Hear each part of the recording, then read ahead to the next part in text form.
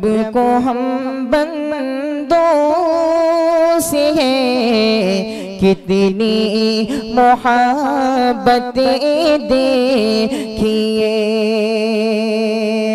रब को हम बने दो से है कितनी मोहब्बतें देखिए अपनी। अब बिला ताखीर हमारे मुअज़्ज़ज़ मेहमान फ़ज़ीलतुश शेख अब्दुल गफ़्फ़ार साहब सल्फ़ी बनारसी हफ़िज़हुल्लाह आज इंशाअल्लाह आप खड़े होकर खिताब करेंगे और बहुत ही मुख्तसर खिताब होगा, आप लोग घबराएंगे नहीं इंशाअल्लाह। उसके बाद जो हमारा एक मरहला है ये इनामात की तक़सीम का वो होगा और उसके बाद दुआया कलिमात होगा और उसके बीच में एक बहुत ही अहम खिताब होगा 10 मिनट का। हमारे मुअज़्ज़ज़ मेहमान फ़ज़ीलतुश शेख दुक्तूर अब्दुल अज़ीज़ मदनी नदवी हफ़िज़हुल्लाह का इंशाअल्लाह वो तासुर भी हम सुनेंगे और फिर आखिर में दुआया कलिमात और सदारती खिताब के बाद नमाज की अदायगी होगी, नमाज इशा की, और इशा की नमाज के बाद आप तमाम लोगों के लिए यहाँ ज़ियाफ़त का इंतज़ाम किया गया है। तमाम लोगों से गुजारिश है कि वो बिला ज़ियाफ़त से जो है सरफराज हुए बिला खाना खाए यहाँ से वापस आप न जाएं, और इसमें भी हमारी हौसला अफजाई आप फरमाएंगे और इंशाअल्लाह बहुत ही अच्छा मैसेज और पैगाम आप लेकर जाएंगे। शेख से गुजारिश है कि शेख तशरीफ़ लाएं।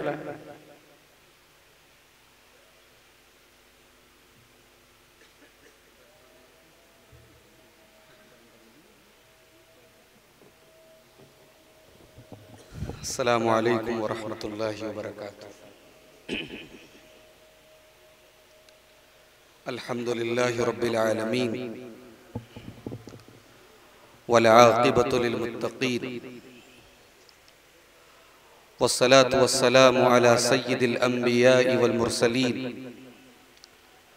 नबिय्यिना मुहम्मदिन व अला आलिहि व अस्हाबिहि अजमईन वमन तबिअहुम बिइहसानिन इला यौमिद्दीन, अम्मा बाद। अऊज़ु बिल्लाहि मिनश शैतानिर रजीम, बिस्मिल्लाहिर रहमानिर रहीम।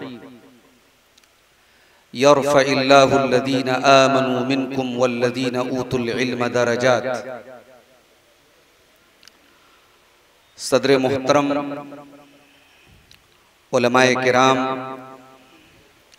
मेहमानान गिरामी, मोहतरम बुजुर्गों, नौजवान साथियों, पर्दानशीन माँ और बहनों,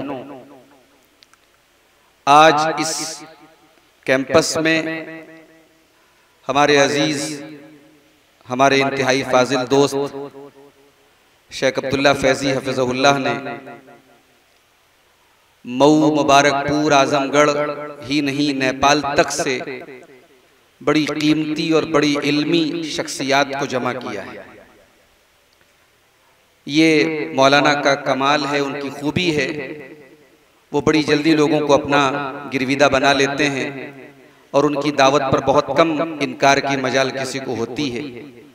बड़ी खूबसूरत मजलिस ये मुनक़िद हुई है और एक बड़ा अहम काम जो आज इस दौर में नहीं होता कि मसाजिद के जो अइम्मा और खुतबा होते हैं उनकी पजीराई, उनकी तकरीम, उनकी हौसला अफजाई, हमारा ये मुआशरा धीरे धीरे भूलता चला जा रहा है। शेख ने एक शुरुआत की है और इलाके के खुतबा को बुला बुला के तकरीम से और इनामात से नवाजा है। अल्लाह ताला शेख मोहतरम की और उनके इस इदारे की इस कोशिश को कबूल फरमाए और हम सबको तालीम से जुड़े जो भी लोग हैं उनकी कद्र करने की तौफीक अता फरमाए, आमीन। मेरे भाइयों, ये इदारा जहां इस वक्त हम और आप मौजूद हैं, जैसा कि मुझे बताया गया और मैं जानता हूं कि यहाँ बच्चियों के लिए फजीलत तक की तालीम का इंतजाम है और पिछले कई सालों से यहाँ बच्चियां माशाअल्लाह दीनी तालीम मुकम्मल करके सनद फजीलत हासिल कर रही हैं। इस साल भी गालिबन 4 तालिबात यहाँ से फारिग हो रही है। हमारे माशरे का ये बहुत बड़ा अलमिया है कि जो तालीम सबसे जरूरी तालीम है, जो तालीम हमें कब्र में काम आएगी, जो तालीम हमें आखिरत में काम आएगी, उस तालीम को भी हमने साइड कर दिया। और दुनियावी तालीम में तो खैर हम पीछे हैं। और ये उस उम्मत का हाल है जिसे उम्मत इकरा का नाम दिया गया। कुरान करीम की पहली आयत, बल्कि कुरान करीम का जो पहला लफ्ज उतरा है दुनिया में, उलमा ने लिखा कि कुरान करीम में 78,000 अल्फाज हैं। 78,000 अल्फाज में कुरान करीम का जो पहला लफ्ज नाजिल हुआ है वो इकरा है, पढ़ो। कुरान करीम की 6,000 से जायद आयतों में जो पहली 5 आयतें उतरी हैं, इक़रा बिस्मि रब्बिकल्लज़ी खलक़ खलक़ल इंसान मिन अलक़ इक़रा व रब्बुकल अकरम अल्लज़ी अल्लम बिल क़लम अल्लमल इंसान मा लम यअलम। गौर कीजिए, ये कुरान करीम की वो पहली 5 आयतें हैं जो जनाब मोहम्मद रसूलुल्लाह सल्लल्लाहु अलैहि वसल्लम के ऊपर नाज़िल हुई। इन 5 आयतों में पढ़ने का भी जिक्र है, तालीम का भी जिक्र है, कलम का भी जिक्र है। और एक दर्स ये दिया गया कि तालीम सिर्फ प्रोफेशनल ना हो, तालीम सिर्फ रोजी रोटी हासिल करने के लिए ना हो, तालीम का मकसद सिर्फ दुनिया कमाना ना हो। अगर इंसान तालीम हासिल करे और अपने खालिक को न पहचाने, अपने क्रिएटर को न पहचाने, तो ऐसी तालीम किस काम की। इसलिए जो पहली आयत नाजिल हुई उसमें कहा गया इक़रा बिस्मि रब्बिकल्लज़ी खलक़, पढ़ अपने उस रब के नाम से जिसने पैदा किया। मेरे अजीजों, मेरे बुजुर्गों, ये इदारा जहां दीन पढ़ाया जाता है, जहां कुरान पढ़ाया जाता है, जहां हदीसें पढ़ाई जाती हैं, इन इदारों को हम आमतौर से दीनी इदारे बोलते हैं। इन इदारों में पढ़ने पढ़ाने वाले उमूमन उलमा होते हैं। हमारे समाज में दीनी तालीम हासिल करने वालों को भी, माफ कीजिएगा, हकारत की नजर से देखा जाता है और इनको पढ़ाने वालों को भी बहुत वैल्यू नहीं दी जाती।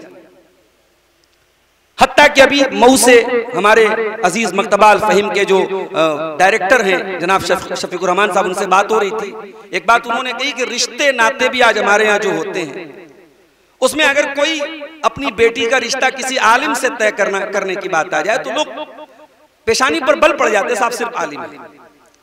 किसी की गवर्नमेंट जॉब लग गई, सरकारी नौकरी लग गई, दुनियावी किसी ओहदे पर पहुंच गया, रिश्तों की भरमार हो गई। इससे अंदाजा होता है कि हमारी नजर में दीनी तालीम की अहमियत क्या है, हमारी नजर में उलमा की अहमियत क्या है। अरे अल्लाह के बंदो, दुनिया में जब कोई मर जाता है तो हम उसके लिए मगफरत की दुआ करते हैं। जिंदगी में हम किसी के लिए मगफरत की दुआ आमतौर से नहीं करते कि भाई जिंदगी का क्या भरोसा है। आलिम वो इंसान होता है, तालिब इल्म वो इंसान होता है। अल्लाह के प्यारे नबी फरमाते हैं व इन्नल आलिम ला यस्तगफिरु लहू मन फिस समावाति वल अर्ज़। एक आलिम के लिए, एक आलिम हक के लिए, एक आलिम रब्बानी के लिए, एक कुरान और हदीस के आलिम के लिए जमीन व आसमान की तमाम मखलूकात, जिन्हें आप जानते हैं, जिन्हें आप नहीं जानते, तमाम मखलूकात मगफरत की दुआएं करती हैं। हत्तल हीतानी फिल मा, यहां तक कि पानी के अंदर रहने वाली मछलियां भी उनके लिए मगफरत की दुआ करती हैं। एक दीन सीखने वाला तालिब इल्म, उसके फटे पुराने कपड़े देखकर शायद आप उसे हकीर समझते हो, उसे मदरसे में मिलने वाले जागीर के खाने को आप शायद ये समझते हो कि बड़ी हकारत भरी जिंदगी ये गुजार रहा है, या हॉस्टल में रह करके वो हल्का फुल्का और नरम गरम खाना खाने वाला वो तालिब इल्म आपकी नजर में इंतहाई हकीर हो सकता है। मगर अल्लाह के प्यारे नबी फरमाते हैं मन तलबल इल्मा मन सलक तरीकन यल्तमिसु फीहि इल्मन सलकल्लाहु बिही तरीकन इलल जन्ना। इल्म दीन की राह का तालिब, इल्म दीन की राह पे चलने वाला जन्नत का रास्ता तय करता है। आपकी नजर में डॉक्टर की, इंजीनियर की, प्रोफेसर की बहुत वैल्यू होनी भी चाहिए। इस्लाम तो अनज़लुल नास मनाज़िलहुम की तालीम देता है, जो इज्जत के लायक है उसको इज्जत दो। मगर मेरे भाइयों, एक आलिम और एक कुरान पढ़ने पढ़ाने वाले का मकाम क्या है? प्यारे रसूल सल्लल्लाहु अलैहि वसल्लम फरमाते हैं खैरुकुम मन तअल्लमल कुरान व अल्लमहु। कुरान पढ़ने पढ़ाने वाले से बड़ा किसी का मकाम नहीं। इसलिए अल्लाह के वास्ते इस दीनी तालीम से जो लोग जुड़े हैं और हालात बहुत अच्छे नहीं हैं, आज मदारिस को चलाना कितना मुश्किल है ये मदारिस के जिम्मेदारान जानते हैं। इदारों के नाम बदलने पड़ते हैं, इदारों के लिए कितने जतन करने पड़ रहे हैं, और अभी हालात दिन ब दिन मजीद नाजुक हो रहे हैं। इसलिए अल्लाह के वास्ते इन दीनी इदारों की कद्र करो मेरे भाई, वरना वो दिन भी आएगा जब आप, अभी हमारे जामिया आलिया के प्रिंसिपल ने एक बात आपके सामने ये रखी कि आज साहब मदारिस की तालीम को भी जो है उसका भी एक अल्टरनेट तलाशा जा रहा है कि साहब बच्चा हमारा जो है वो मस्जिद में 2 घंटा 1 घंटा पढ़ ले, ठीक है, उसकी अपनी एक अहमियत, हम उसका कुल्लियतन इनकार नहीं कर रहे हैं, मगर अगर ये मिजाज बनाएगा कि साहब मदारिस को बंद कर दिया जाए और मस्जिदों में ये 1 घंटे के मकतब से काम चल जाए, नहीं। हमारी कौम को उलमा की भी जरूरत है, हमारी कौम को आलिमात की भी जरूरत है। हमारी कौम में ठीक है हमारे जो बच्चे इंग्लिश मीडियम स्कूलों में पढ़ रहे हैं उनके लिए दीन की बेसिक चीजों की तालीम के लिए मसाजिद मकातिब कायम करें, वो जरूरी है, मगर मदारिस की अपनी अहमियत है, इन मदारिस को हमें कायम रखना है मेरे भाई। इर्तिदाद का फितना कितनी तेजी से बढ़ रहा है, ये आपसे कोई ढकी छुपी बात नहीं है। इर्तिदाद के फितने की तेजी को देखते हुए क्या जरूरत नहीं है कि आज हमारी बच्चियां आलिमा बने, हमारी बच्चियां कुरान और हदीस की जानकार बने और औरतों में दावत का काम करें, औरतों को जागरूक करें, औरतों को ईमान की अहमियत बताएं, औरतों को दीन बताएं। ये बहुत बड़ा काम है, ये इतना बड़ा काम है कि प्यारे रसूल सल्लल्लाहु अलैहि वसल्लम इसके लिए टाइम निकालते थे। सही बुखारी की रिवायत है, हजरत अबू सईद खुदरी कहते हैं प्यारे रसूल सल्लल्लाहु अलैहि वसल्लम के पास कुछ औरतें आईं और कहने लगी गलबना अलैकर रिजाल, या रसूल अल्लाह आपकी बातें तो मर्द हजरात सुनते हैं, हम तक तो आपकी बातें नहीं पहुंच पाती। फवादहुन्ना यौमन, अल्लाह के प्यारे हबीब आपसे ज्यादा बिजी कौन हो सकता है, अल्लाह के प्यारे नबी से ज्यादा मसरूफ कौन हो सकता है। प्यारे रसूल सल्लल्लाहु अलैहि वसल्लम ने औरतों की तालीम के लिए हफ्ते में एक दिन मुतय्यन किया और वो हफ्ते में एक दिन आप सिर्फ औरतों को नसीहत करते थे। इससे औरतों की तालीम और लड़कियों की दीनी तालीम की अहमियत का अंदाजा होता है मेरे अजीज। मरने के बाद हम सबको कब्र में जाना है, हमारा ईमान है कब्र की जिंदगी पर, बरज़ख की जिंदगी पर। कब्र में जाने के बाद फरिश्ता 3 सवाल करेगा, सबसे करेगा मन रब्बु का, मन नबियों का, मा दीनों का, तेरा रब कौन है, तेरे नबी कौन है, तेरा दीन क्या है। अल्लाह के प्यारे रसूल फरमाते हैं कि इन तीनों सवालों का जो सही जवाब देगा, जो बंदे मोमिन सही जवाब देगा, तो फरिश्ता पूछेगा वमा युदरी का, तुझे इन तीनों सवालों का सही जवाब कैसे मालूम हुआ। तो वो बंदा कहेगा करा तो किताब अल्लाह फआमनतु बिही वसद्दक़तु बिही, मैंने अल्लाह की किताब को पढ़ा था, मैंने कुरान को पढ़ा था और कुरान पर ईमान लाया था और कुरान की तस्दीक की थी। माफ करना मेरे भाइयों, आपकी नौजवान नस्ल जो स्कूलों और कॉलेजों और यूनिवर्सिटियों में पढ़ रही है वो कुरान से दूर है, वो हदीसों से दूर है, वो इस्लाम से दूर है। ये दीन का इल्म अपने बच्चों को देना बहुत जरूरी है मेरे भाई।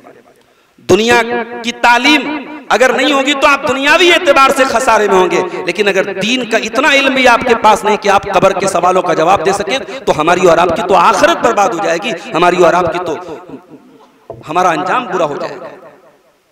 मेरे भाइयों, ये दीनी तालीम वो तालीम है जिसके बारे में अल्लाह कुरान में कहता है कुल हल यस्तविल लज़ीना यअलमून वल लज़ीना ला यअलमून, ये इल्म रखने वाले और ये इल्म न रखने वाले, आलिम और गैर आलिम बराबर नहीं हो सकते। कुरान कहता है यरफ़इल्लाहुल लज़ीना आमनू मिनकुम वल्लज़ीना ऊतुल इल्म दरजात, अल्लाह उलमा के दर्जे और मकाम को बढ़ाता है। कुरान कहता है शहीदल्लाहु अन्नहु ला इलाहा इल्ला हु वल मलाइकतु व उलुल इल्मि क़ाइमन बिल क़िस्त, अल्लाह की तौहीद की गवाही अल्लाह के साथ साथ उसके फरिश्ते देते हैं और अहले इल्म देते हैं। अल्लाह ताला ने बार बार कुरान में उलमा को और अहले इल्म का मकाम बयान किया। आज हमारे दरमियान से दीनी तालीम बल्कि मुतलक तालीम का ही जज्बा खत्म होता चला जा रहा है और आज न तालीम का वो शौक है, वो न जज्बा है। नई नस्ल मोबाइल के पीछे, सोशल मीडिया के पीछे दीवानी बनी और हालात ये हैं। अभी इसी उत्तर प्रदेश के संभल के इलाके में 2 मुसलमान लड़कियों को पुलिस ने गिरफ्तार किया।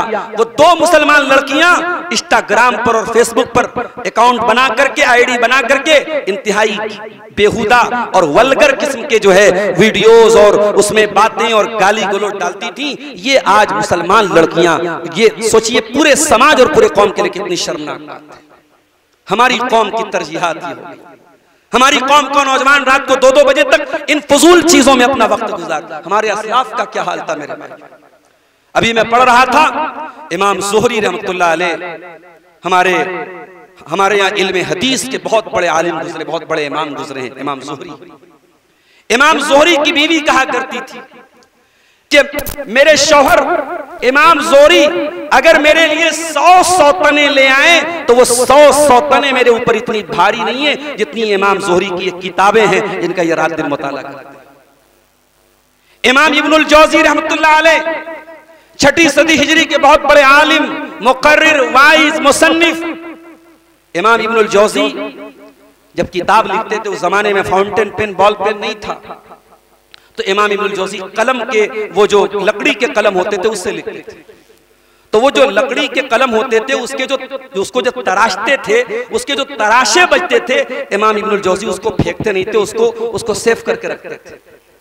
जब इमाम इब्नुल जौज़ी का इंतकाल का वक्त आया तो वो उनके कलम के लकड़ी के जो तराशे थे उनसे पूरी एक कोठरी भर गई थी उनके घर।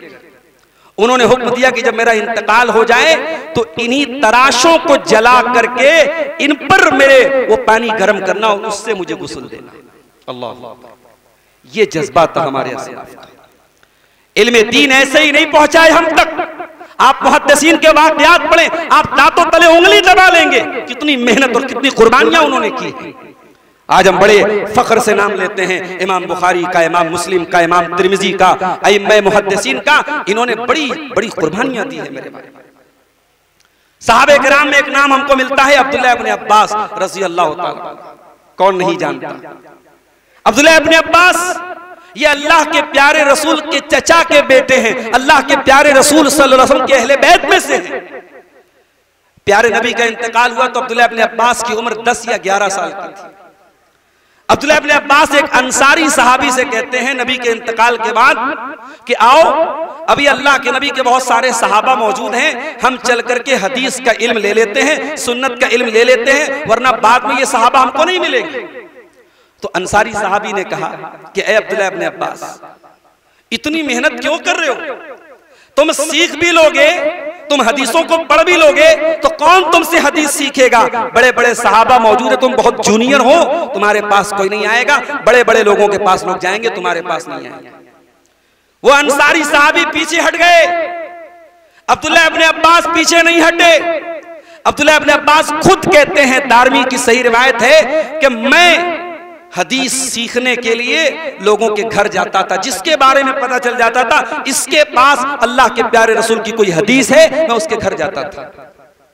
कहते थे ऐसा भी होता था कि दोपहर का टाइम होता था, मैं किसी से मिलने जाता था, वो आराम कर रहा होता था, कैलूला कर रहा होता था, मैं उसके दरवाजे पे जाके अतवस्सतु बिरिदाई, अपनी चादर पर टेक लगा के लेट जाता था। हवाएं चलती थीं और मेरी नाक में जाती थी, धूल उड़ती थी, मेरी नाक में जाती थी, मैं बर्दाश्त करता था।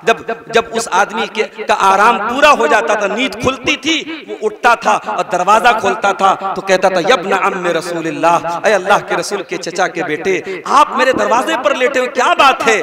कहा कि मुझे मालूम हुआ है कि तुम्हारे पास रसूल अकरम की एक हदीस है, मैं वो लेने आया हूँ। कहा कि अरे क्या बात कर रहे हैं, आप मुझे हुक्म दिए होते मैं आ जाता। कहा कि नहीं, तुम्हारे पास हदीस थी तो प्यासा कुएं के पास जाता है, कुआं प्यासे के पास चल के नहीं आता, मुझे तुम्हारे पास आना था। और अब्दुल्लाह इब्न अब्बास रज़ी अल्लाह तआला अन्हु इस तरीके से लोगों से हदीस सीखते रहे और सीखते सीखते इस लेवल पर पहुंचे कि जब उनके पास तलबा आकर के हदीस सीखने लगे और इल्म सीखने लगे तो वो अंसारी सहाबी ये मंजर देख के कहते थे काना हाज़ल फता आक़ल मिन्नी, ये नौजवान बहुत होशियार था, ये नौजवान बहुत समझदार था, मैं ही पीछे रह गया। और अब्दुल्लाह इब्न अब्बास वो सहाबी है मेरे प्यारे साथियों, जिनको तर्जुमानुल कुरान कहा जाता है, जिनको हब्रुल उम्मा कहा जाता है, जिनको स्कॉलर ऑफ द उम्मा कहा जाता है। तो ये मकाम हजरत अब्दुल्लाह इब्न अब्बास को मेहनत के बल पे मिला है। मेरे अजीजों, मेरे भाइयों, मेहनत और हरकत ये इस्लाम की तालीम है।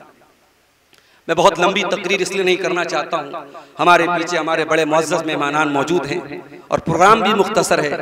मैं एक बात की तरफ और इशारा करके बात खत्म करूंगा। आज हमारे मुल्क के जो हालात हैं, बहुत सारी बातें ऐसी हैं कि आप जानते हैं, उनका जिक्र करना भी मुनासिब नहीं है, लेकिन एक इमेज बनी है मुसलमानों की कि साहब मुसलमान क्या है, पंचर बनाने वाला है। कभी कभी मीडिया वाले भी मुसलमानों का मजाक उड़ाते हुए ये जुमला इस्तेमाल करते हैं कि मुसलमान पंचर बनाने वाले हैं।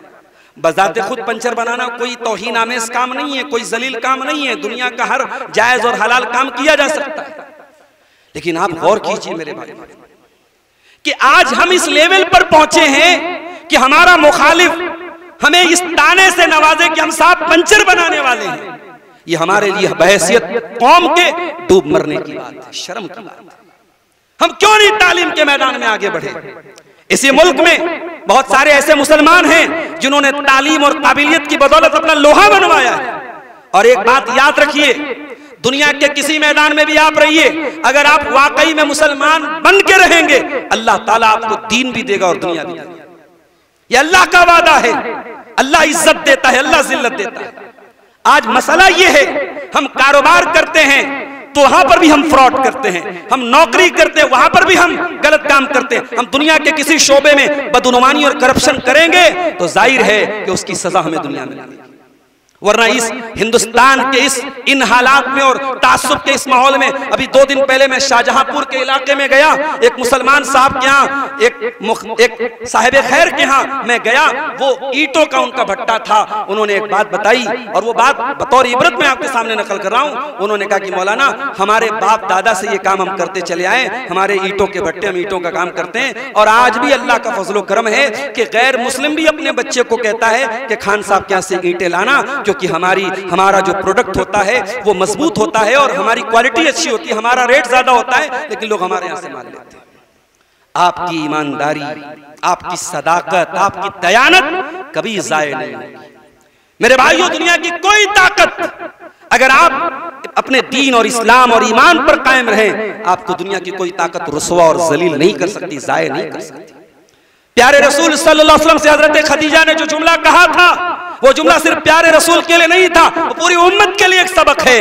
हजरत खदीजा ने कहा था कि कल्ला वल्लाही मा युखज़ीकल्लाहु अबदा, ऐ मेरे सरताज, अल्लाह ताला आपको रुसवा नहीं करेगा, अल्लाह आपको ज़ाय नहीं करेगा। इन्नका लतसिलुर रहीम व तुक्सिबुल मादूम व तुक़रिज़ ज़ैफ़ व तुईनु अला नवाइबिल हक़, ऐ मेरे सरताज, आप तो रिश्तेदारों के साथ रिश्ता जोड़ते हैं, आप तो बेकारों को काम दिलाते हैं, बेसहारों के सहारा हैं, यतीमों के मावा हैं, गुलामों के मलजा हैं, अल्लाह ताला आपको ज़ाय नहीं करेगा।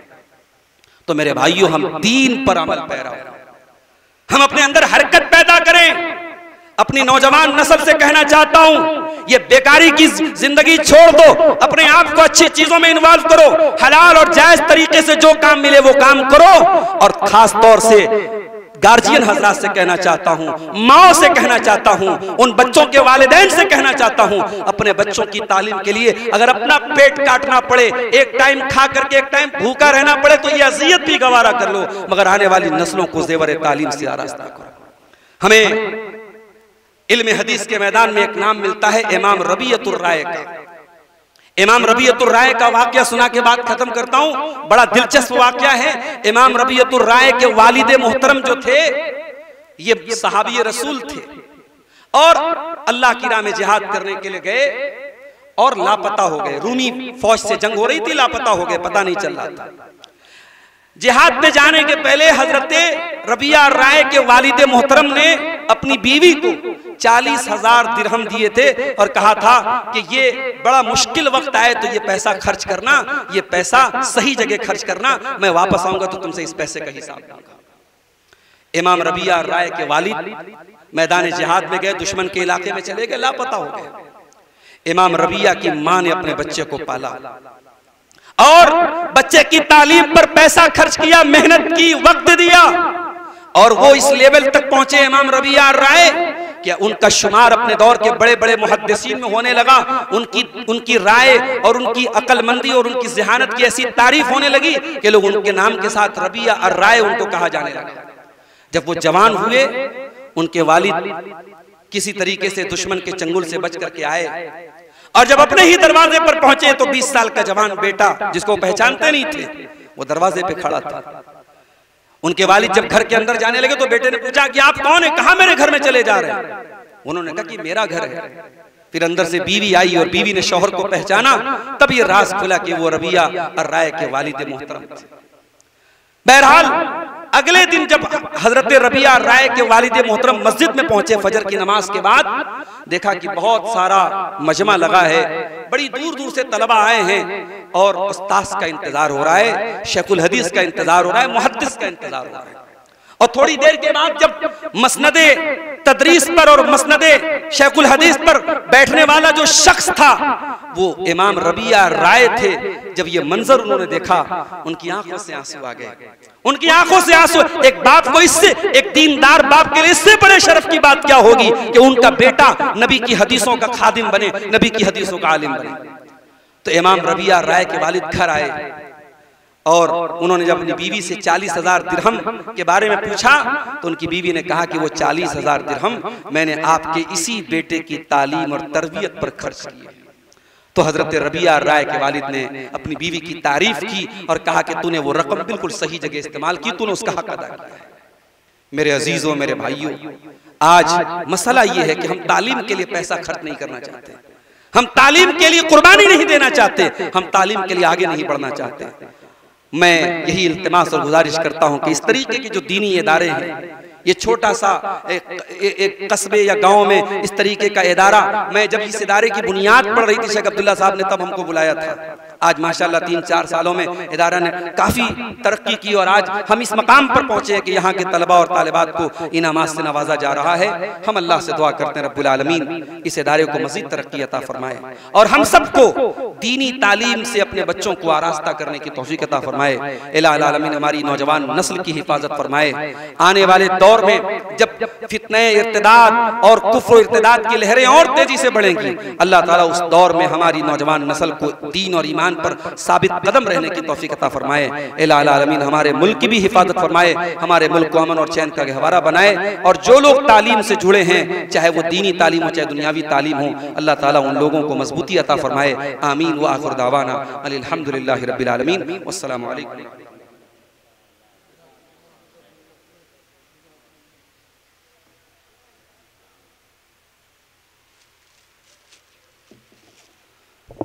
वक्त बहुत कम है, हमारे जो मुअज़्ज़ज़ मेहमान बनारस से हैं और इसी शर्त पे वो शरीक थे कि हम लोगों को जल्दी आप रुखसत करेंगे, इसलिए कि बहुत सारी मसरूफियात हैं। मैं बहुत ममनून और मशकूर हूँ कि सारी मसरूफियात तज कर वो हमारे दरमियान तशरीफ़ लाए, न सिर्फ तशरीफ़ लाए बल्कि शेख मोहतरम को भी अपने हमरा ले आए।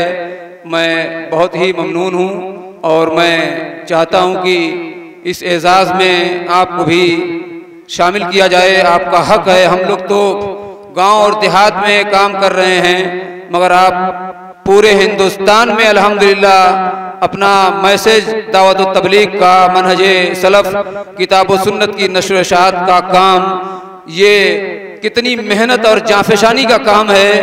हम लोग लखनऊ और बम्बई जाते हैं या सफ़र करते हैं तो इतनी थकावट हो जाती है कि कई रोज़ तक आराम तलबी रहती है, लेकिन मुसलसल सफ़र, फिर दावत, फिर सफ़र, फिर तदरीस, ये कोई आसान काम नहीं है। इसलिए ये एजाज़ आपको भी, आप इस एजाज़ के मुस्तहिक हैं। खुतबा का जो एजाज़ है उस एजाज़ में एक और एजाज़ है और वो एजाज़ है मोमेंटो का। मैं आपकी तमाम खिदमात और कुर्बानियों के एतराफ़ में सरपरस्त मदरसा हाजा कुल्लिया शाह सिद्दीक़ अली बनात मोहतरम जनाब अलहाज शकील अहमद साहब और नाज़िम आला कुल्लिया शाह सिद्दीक़ अली बनात मोहतरम जनाब मोहम्मद फैज़ आज़मी साहब, आप दोनों जो है तशरीफ़ लाएं और अपने दस्ते मुबारक से शेख को एजाज़ और मोमेंटो से नवाजें। जज़ाकुमुल्लाह खैर।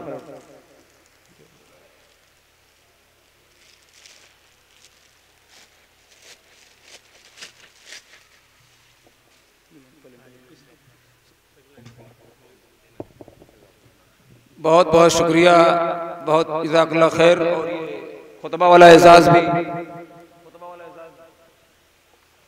एक सेट खुतबा वाला एजाज़ भी दे।